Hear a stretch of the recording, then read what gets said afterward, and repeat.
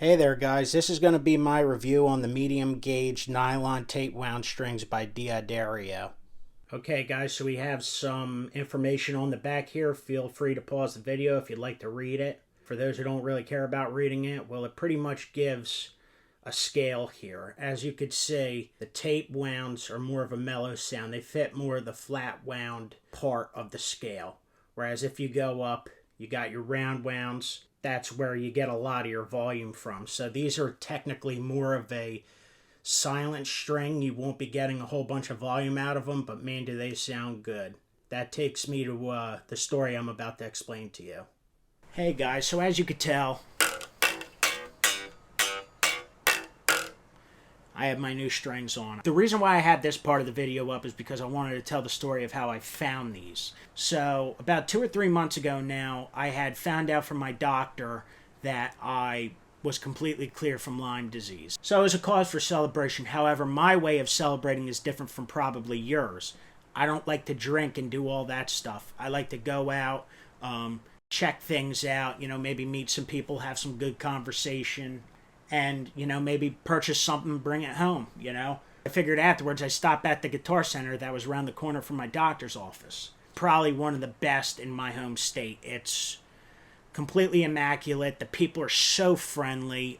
It's a big open space full of great equipment. I mean, it's almost like walking into, Candyland.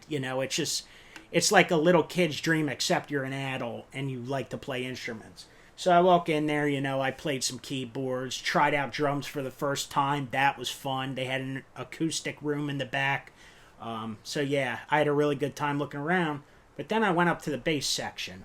The bass section had this Fender jazz bass. Now this Fender jazz bass, it looked like it had the DR Black Beauty strings on there. So I'm like, I want to go check them out. And I went to go take it off the wall, and I had it by its neck. I'm like, wow, those strings feel different. I sat down, I started playing them, and I was playing more modern age songs, I'd say like later 90s, Nirvana type stuff, but I'm like, these don't really have all that feel to it, you know what I mean? So I started playing like Talking Heads, for example.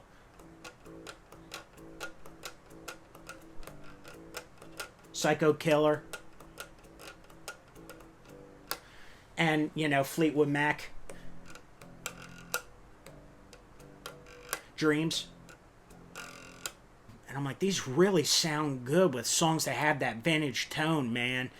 And I asked the guys, I'm like, hey guys, do you sell these strings? I was asking them questions about it. They're like, no, we don't even know what they are. But people who have sat down and played that bass, ever since we had it, they've been dying to know what these strings were, hooting and hollering about it. And I thought it was a shame because it's like, dude, I'm like about to buy the bass just to get the strings. Like, they sound really immaculate. I wound up sticking around for a little bit longer, wound up leaving, and on my drive home, I'm like, man, I hope they can find out what the name of those strings are. And I wound up calling like every other week just to make sure. Nope, nobody found out what the names of them were. And that's when I'm like, okay, I got to hit the drawing board myself. I got to figure out what these bad boys are.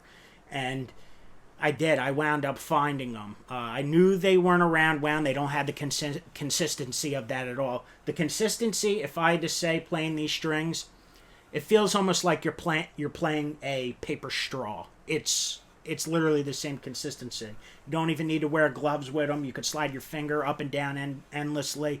They're just smooth. And I knew they weren't a flat wound either. So I'm like, all right, let's see what other strings are out there. I wound up crossing by the D'Addario nylon tape wound strings.